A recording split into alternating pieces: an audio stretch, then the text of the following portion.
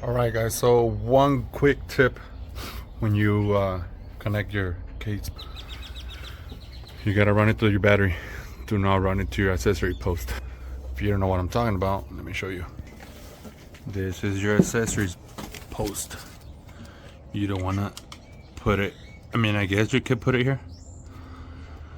The ignition switch, I guess. But if you put it on here, you're gonna have static noise.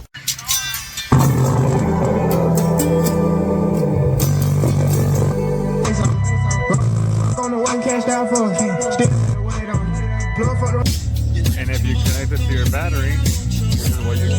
Good loud noise.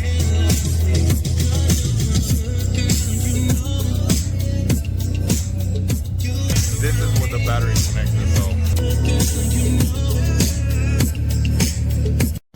yeah, so the reason I guess you get static noise because you're not getting the actual 12 volts into the soundbar, and by all I think the soundbar needs more volts, so doing through your post you're not getting all those volts on there or the amperage. But getting on the battery, you should get all 12 volts. Yeah, do that and you'll have a good sound, way better sound, I can tell you that. You don't even have to have your eraser on.